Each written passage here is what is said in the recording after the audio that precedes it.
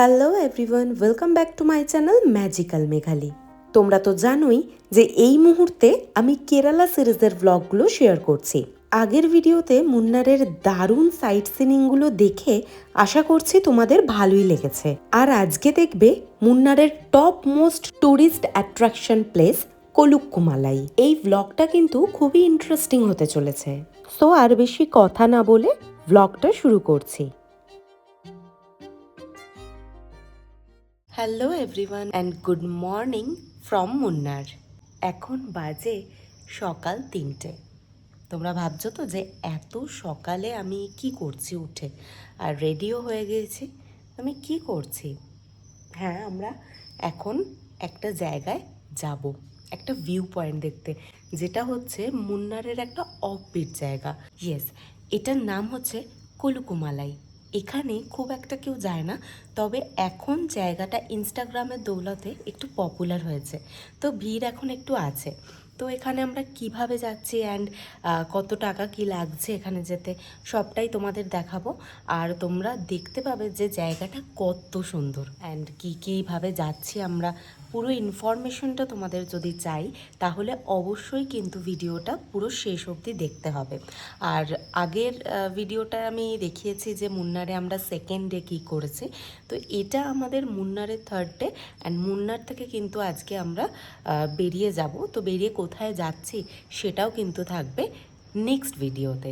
আজকে এই ভিডিওটার মধ্যে অনলি থাকবে যেটা থাম্বনেলে যে নামটা দেওয়া আছে ওই জায়গাটার ভিডিও। আর যদি ভিডিওটা ভালো লেগে থাকে তাহলে অবশ্যই কিন্তু ভিডিওটাতে একটা লাইক করো আর চ্যানেলটা সাবস্ক্রাইব করো। আর যদি এই জায়গাটায় যেতে চাও আর বন্ধুদের সাথে যেতে চাও তাহলে বন্ধুদের সাথে অবশ্যই শেয়ার করো আমার ভিডিওটা পুরো ইনফরমেশনের জন্য।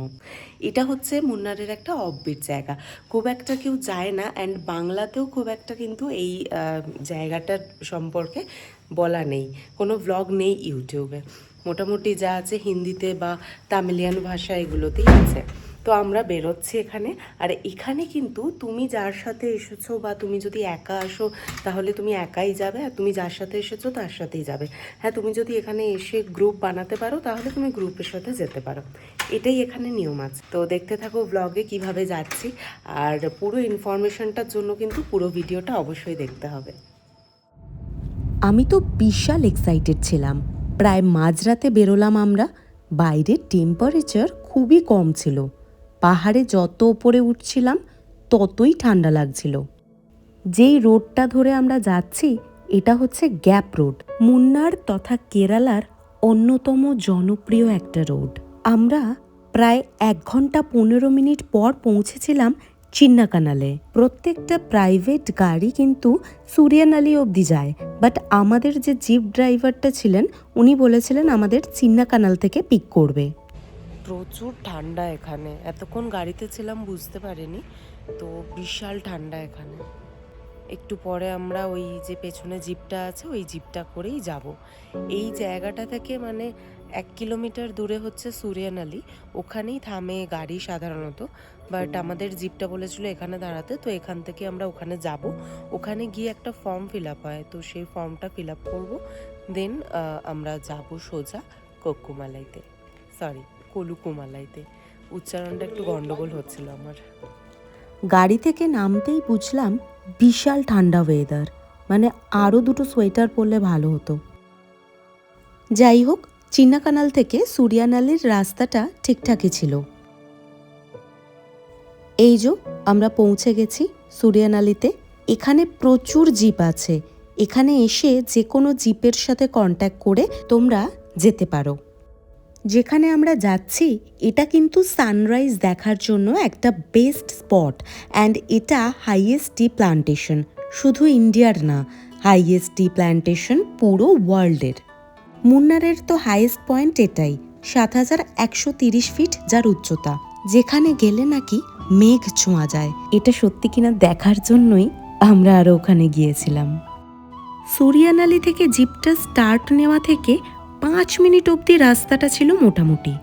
তারপর শুরু হলো এক ভয়ঙ্কর অফ রোডের সূচনা। বাপরে বাপ, এত রাস্তা খারাপ আমি জীবনে দেখিনি।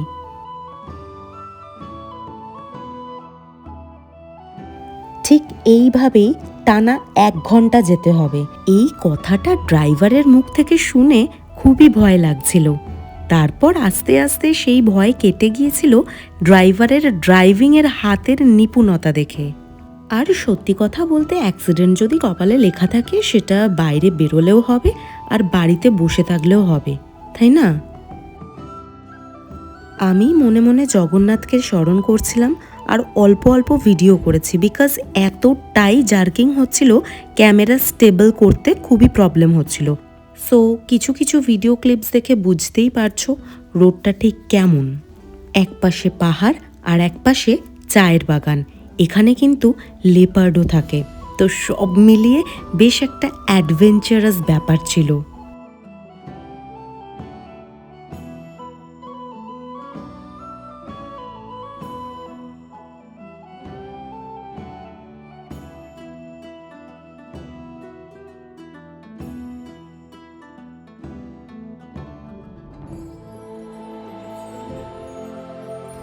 ঠিক এই পয়েন্টটাতে এসে চাঁদটাকে মনে হচ্ছিল পুরো ছুঁয়ে ফেলেছি। অসাধারণ একটা ফিলিংস ছিল, যেটা আমি কোনো শব্দ দিয়ে তো বিবরণ করতে পারবই না। অ্যান্ড অ্যাট লাস্ট আমরা পৌঁছালাম কলুক্কুমালাইতে। এরও পরে কিন্তু আছে বোস পিক, যেটা ট্রেক করে যেতে হয়, যেখানে কিন্তু কোনো জিপ যায় না। বিশাল ঠান্ডা ছিল, হাত পুরো জমে যাচ্ছিল, আর 1 থেকে 2 ডিগ্রি কম হলেই মনে হয় বরফ পড়বে, এরকম ঠান্ডা। তার মধ্যে দিচ্ছিল বিশাল হাওয়া।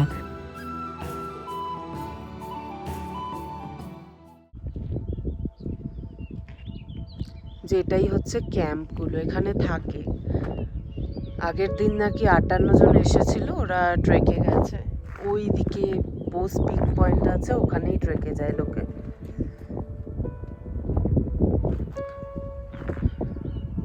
আচ্ছা, আগেই বলে রাখি, মোটামুটি যদি কোমরে ব্যথা ব্যথা থাকে আর খুব ছোট বাচ্চাদের কিন্তু এখানে নিয়ে আসবেন না, কারণ যেটুকু ভিডিওতে দেখিয়েছি ওটুকু দেখে হয়তো বুঝতে পারছো যে রোডটা কতটাই অফ।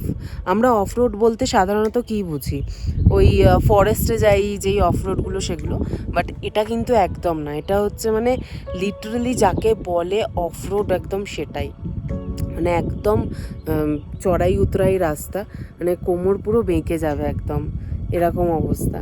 তো কোমরে ব্যথা ফ্যাথা থাকলে এখানে এসো না, আর এজেড পারসন তো একদমই এসো না, আর বাচ্চাদেরও না নিয়ে আসাটাই বেটার। তবে এখানে আসার সময় আমরা যে একটা চাঁদের ভিউ পেয়েছি, ওটা অসাধারণ। মানে ওটা আমি বলে বোঝাতে পারবো না।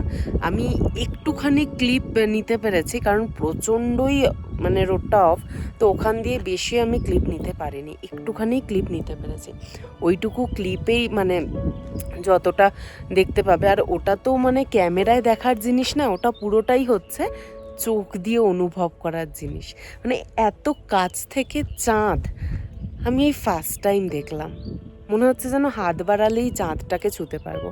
আর খালি চোখে আকাশটা এখনও দারুণ লাগছে, এখনও মানে পুরো তারায় ভর্তি আকাশ। জানি না কখন সানরাইজ হবে, এরা বলছে তো 6:30, বাট আমার মনে হচ্ছে আরও পরে হবে, কারণ এখনও তারা আছে, চাঁদও হয়তো আছে। এখন এদিকে মেঘে বোঝা যাচ্ছে না, কুয়াশায় আছে।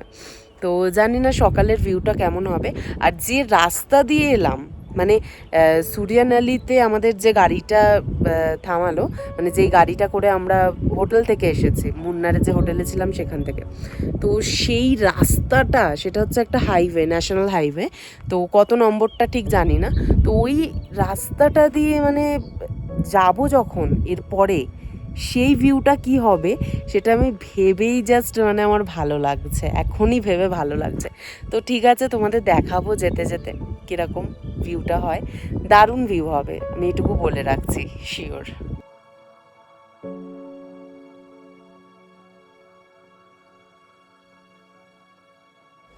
যা ঠান্ডা লাগছে, একটু চা না খেলে মানে একদম পারা যাচ্ছে না।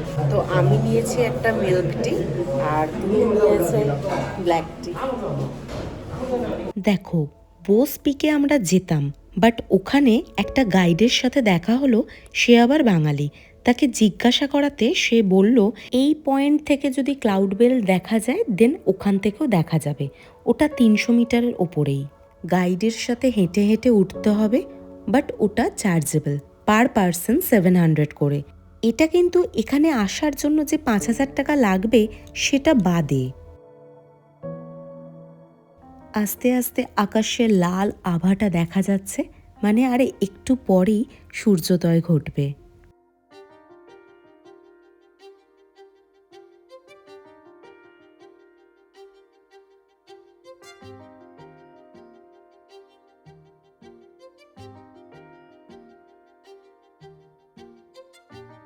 আচ্ছা, একটা ইন্টারেস্টিং ব্যাপার কি জানো, কলুকুমালাইটা হচ্ছে তামিলনাড়ু স্টেটে, বাট এটা অনলি কেরালা স্টেট থেকেই অ্যাক্সেসেবল। কি অদ্ভুত, তাই না?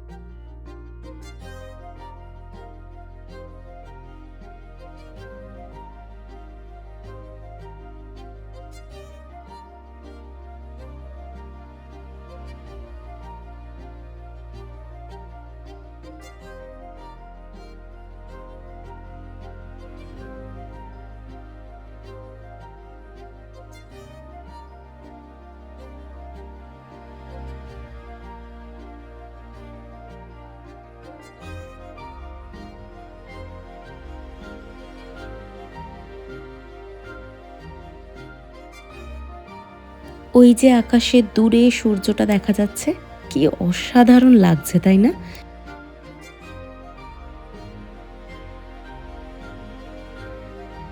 ভীষণ ভীষণ ভালো লাগছিল আশেপাশের পরিবেশ, আর তার সাথে ছিল অপূর্ব সানরাইজ।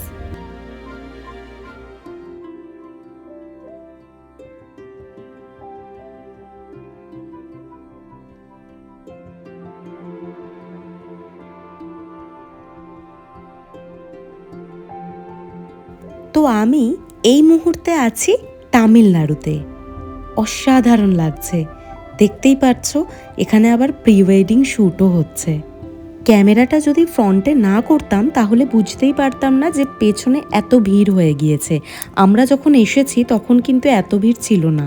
তো তোমরা যদি চাও রিপল ওয়াটারফলসটা নাও গেলেও যেতে পারো, এটা কোনো ব্যাপার না, বাট এটা কিন্তু মিস করো না।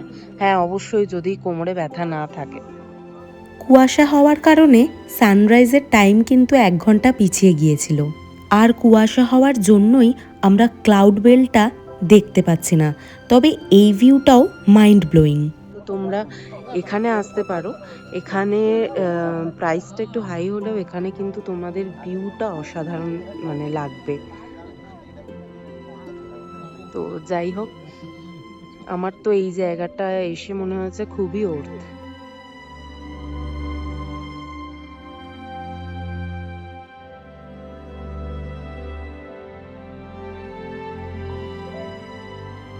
দেখো, একদিকের ভিউয়ে ওয়ার্ল্ড হাইয়েস্ট টি প্লান্টেশন, আর আমার আর একটি দিকের ভিউয়ে সানরাইজ।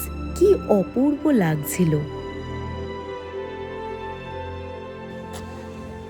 আমি আবারও বলছি, এই জায়গাটা কিন্তু উর্তি একদমই। এবার জানবো তুহিনের কেমন লাগলো জায়গাটা, কালকেরটা বেশি ভালো লাগলো নাকি আজকেরটা? কেমন লাগলো? অসাধারণ জায়গা, মানে অর্থ ব্যয় করে তার বিনিময়ে কিছু পাওয়া সম্ভব এই জায়গাটায়। হ্যাঁ, ঠিক আছে, চল।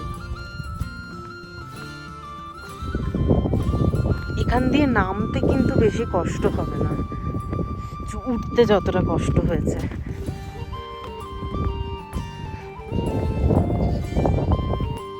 মোটামুটি ওই 8:15 নাগাদ আমরা কলুকুমালাই থেকে বেরোলাম। হ্যাঁ, তোমাদের বলা হয়নি এখানে আসতে কত টাকা লেগেছে। এখানে আসতে খরচা হয়েছে আমাদের 5,000 টাকা, ব্যাস। তবে এখানে এসে জানলাম যদি তোমরা এখানে এসে ক্যাম্পে থাকো অ্যান্ড নেক্সট ডে বোস পিকে ট্রেক করো, আরও কিছু কিছু পাহাড় আছে ছোটোখাটো, সেগুলো ট্রেক করো, সেটার প্রাইস থাকবে 2000 টাকার মতন। দেন তোমাকে আর 700 টাকাটা দিতে হবে না বোস পিকের জন্য। বাট সুরিয়ানালি থেকে কিন্তু কলুকুমালাই আসার জন্য যে জিপটা, সেটার চার্জ কিন্তু 4000 থেকে 5000 টাকা লাগবেই।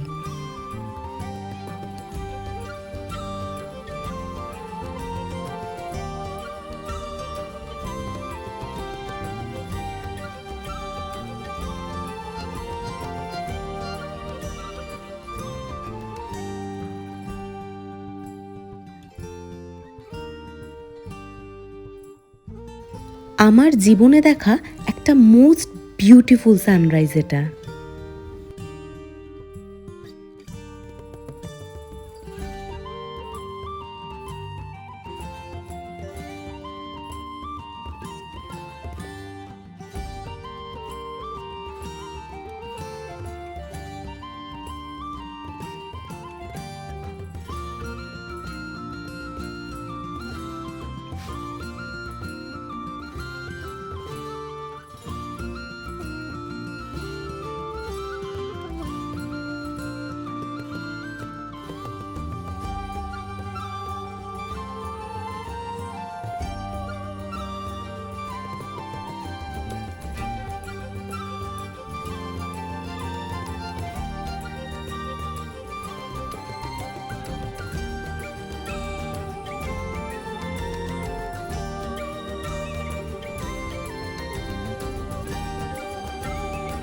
দেখো কি অসাধারণ লাগছে।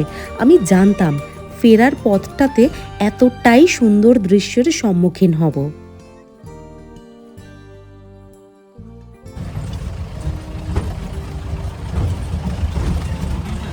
হ্যাঁ, এইখান থেকে নিচে যাওয়া যায়।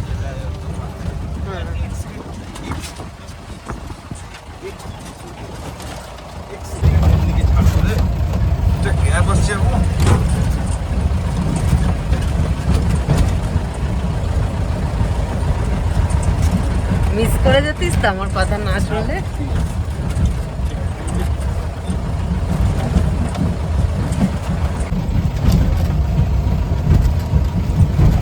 এবার দেখো দিকটা।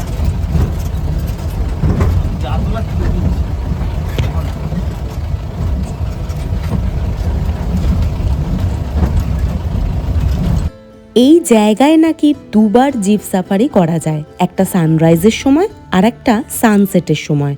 আর বর্ষাকালে এই সাফারি বন্ধ থাকে, যেটা খুবই স্বাভাবিক ব্যাপার, তাই না?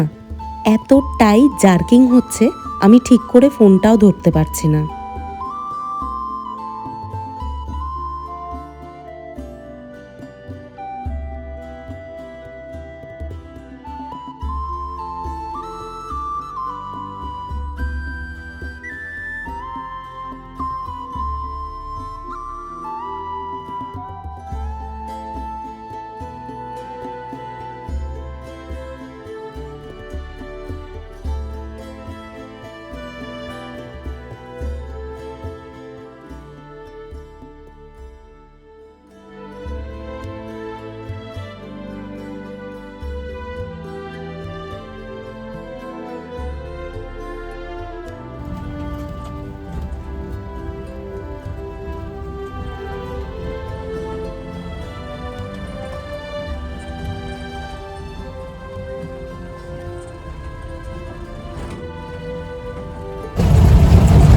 সামনে যে বসবে এই বেল্টে, মানে তার একদম মুখ টুক ছড়ে যাবে।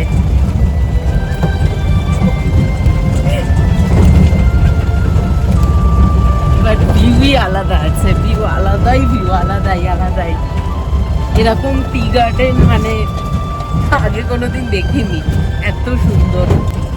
তো যারা মোটামুটি একটু অ্যাডভেঞ্চার প্রিয় আর কোমরে যন্ত্রণা ফন্ত্রণা নেই, তারা কিন্তু একবার এটা ট্রাই করো, কলুকুমালাই।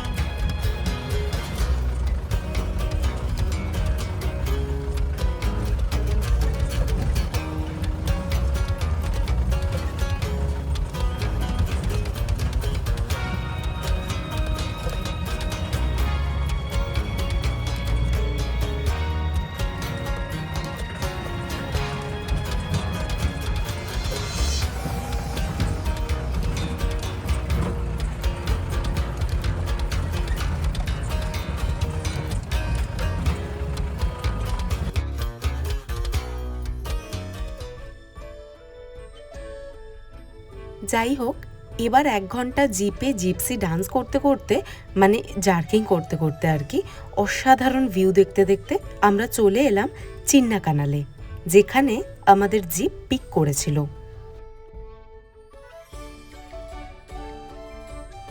ও হ্যাঁ, এই সুরিয়ানালিতে চায়ের কিন্তু কারখানা আছে, যেখানে তোমরা চা কিনতেও পারবে, সাথে টেস্টও করতে পারবে।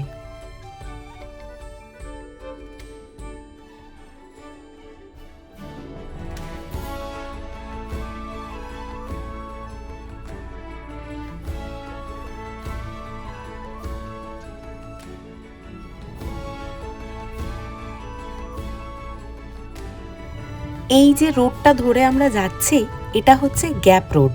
বিউটিফুল, জাস্ট কোনো কথা হবে না এই রাস্তাটাকে নিয়ে।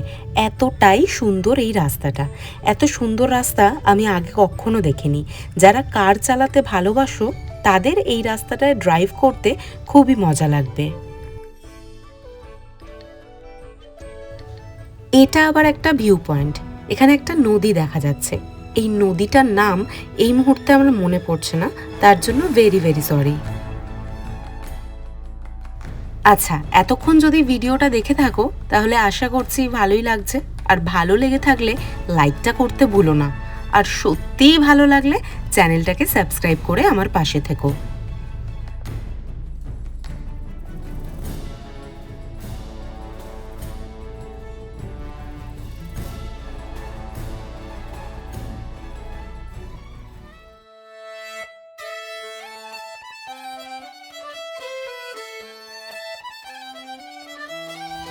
যাওয়ার পথে এই রাস্তাগুলো না, মানে পুরোটাই হচ্ছে ভিউ পয়েন্ট। তুমি যেখানে দাঁড়াবে সেখানেই ভিউ পয়েন্ট, সেখানেই দারুণ দারুণ দৃশ্য তুমি দেখতে পাবে। তো এখানে আলাদা করে ভিউ পয়েন্ট বলে কিছু নেই, এই NH85-এর এই রাস্তাটা পুরোটাই ভিউ পয়েন্ট।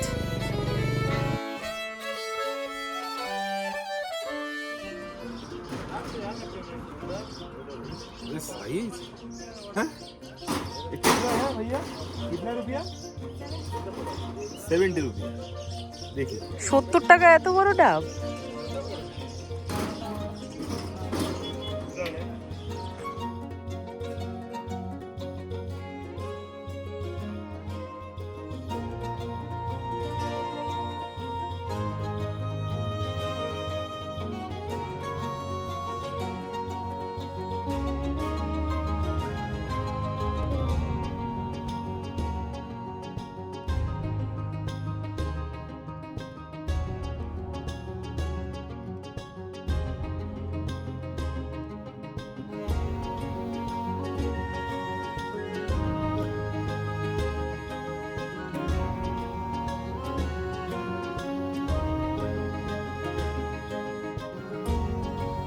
এই জায়গাটাও আর একটা ভিউ পয়েন্ট। এখানে আমরা আর প্রবেশ করিনি, কারণ আমাদের এবার হোটেলে গিয়ে এর পরের ডেস্টিনেশনে যেতে হবে, তার জন্য একটু তাড়াহুড়োই করছিলাম। তো ব্যাস এতটুকুই থাকলো আজকের যাত্রা। ভালো লাগলে লাইক অ্যান্ড কমেন্ট করতে ভুলো না, অ্যান্ড বেল আইকনটা অন করে দিও, তাহলে আমি যখনই ভিডিও আপলোড করব তখনই সেটা সঙ্গে সঙ্গে তোমার কাছে পৌঁছে যাবে। আজকের মতো টাটা।